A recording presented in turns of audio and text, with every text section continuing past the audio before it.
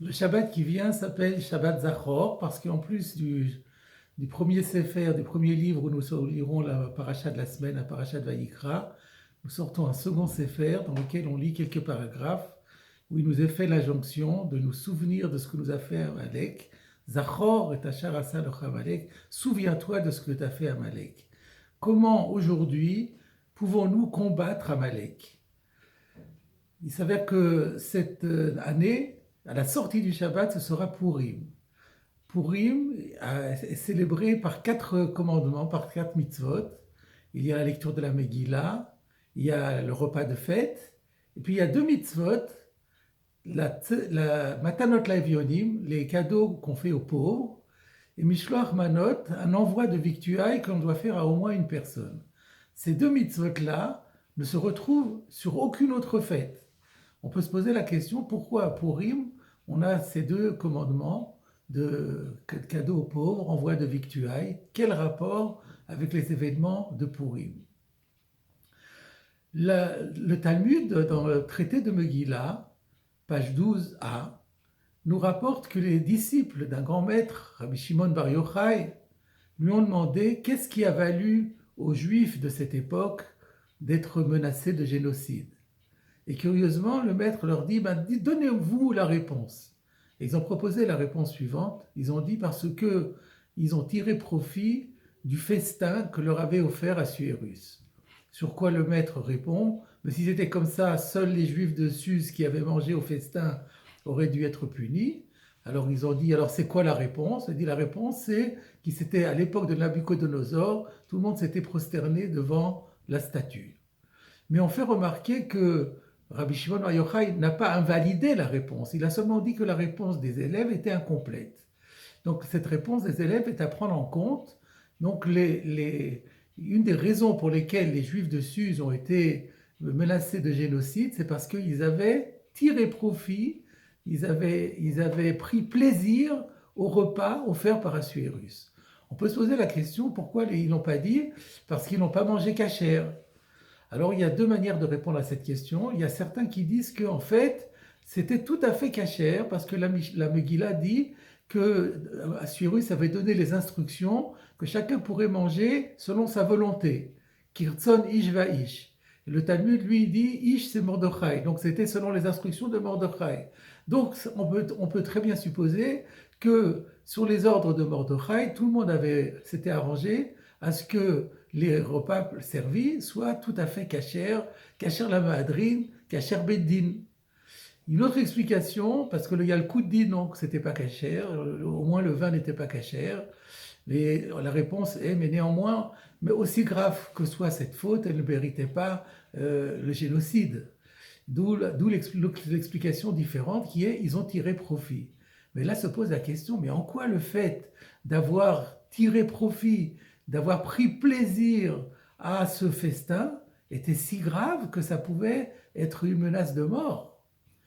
Je voudrais vous proposer une réponse qui a été dite par le Rav Koppelman, Zichrono Livracha, qui était le Rosh Yeshiva, directeur de la Yeshiva de Lucerne, et qui s'appuie sur un verset des Proverbes, chapitre 18, premier verset, qui nous dit le Ta'ava Yevakesh Nifrad, qui peut se traduire celui qui cultive, qui désire, qui recherche le désir de jouissance, Tava, Yevakesh, Nifrad, c'est un séparatiste. Qu'est-ce que ça veut dire? Rabbeinu Yonah, dans ses Shaarei Teshuvah, dans ses portes de la Teshuvah, porte 1, explique que lorsque on est animé par le désir de jouir, les désirs de jouissance de l'un s'opposent au désir de jouissance de l'autre. Et donc, si on est amené à être entraîné, on se laisse dominer par cette envie de profiter de la vie, de profiter des plaisirs matériels, on va pencher obligatoirement, on va dériver vers l'égoïsme, vers l'individualisme et vers la désunion.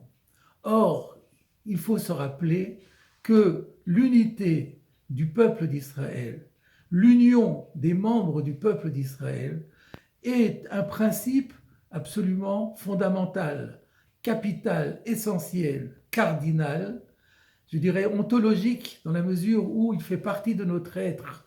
Si on n'est pas unis, on n'est pas nous-mêmes. Et d'ailleurs, on remarquera que euh, tous les moments glorieux du judaïsme, de l'histoire juive, ne se sont produits que lorsqu'il y a eu des moments de très grande unité dans le peuple d'Israël.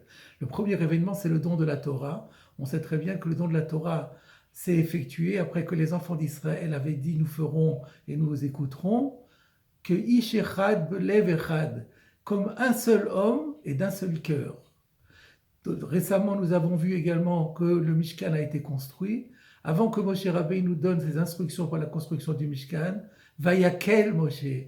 Moshe les a tous réunis. Nous avions fait remarquer qu'il n'y a aucun autre paragraphe dans la Torah qui commence par les mots Vayakel que celui-là. Ainsi, chaque fois qu'il y a eu un événement fondamental dans l'histoire, il fallait que les Hébreux, que les enfants d'Israël soient unis de manière absolument parfaite.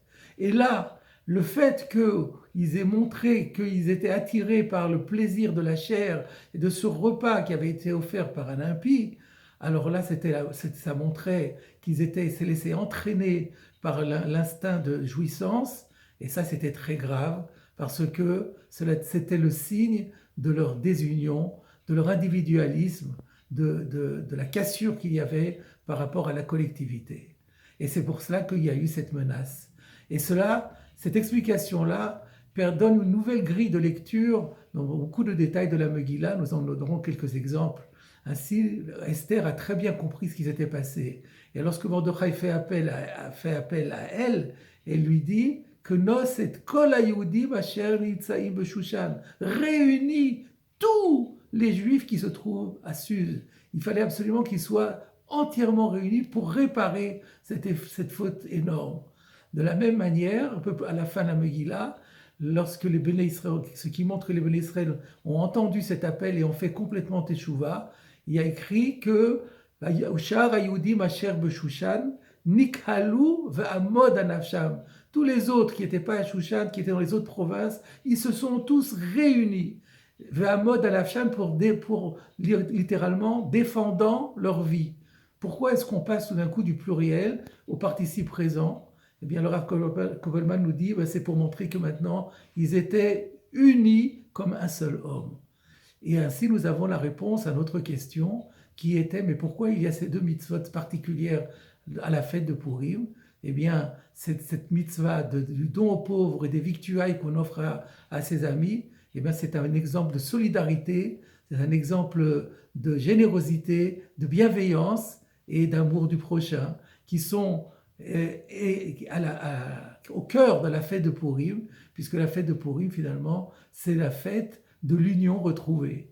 Et donc, je dirais même que le moment du repas, le repas est aussi l'occasion de se mettre dans l'ambiance de Purim, c'est-à-dire de fêter, de se réjouir d'être ensemble, mais de ne pas se laisser attirer par la jouissance des bons plats qui nous ont été servis, parce que cela encore une fois, serait le contraire de l'objectif de notre fête. Et ainsi, nous avons aussi la réponse à notre question. Aujourd'hui, un des moyens de se battre contre Amalek, c'est justement de résister à cette envie de jouissance.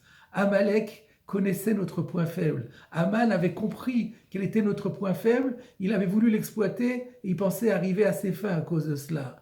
Amalek essaye toujours de désunir les membres du peuple d'Israël. Et nous, au contraire, pour lutter contre lui, nous faisons tout pour nous unir. Et pour nous unir, il est important de nous détacher un tant soit peu de l'amour des biens, pas des biens, mais des jouissances physiques et matérielles. Voilà, mes chers amis, la leçon éternelle de Purim.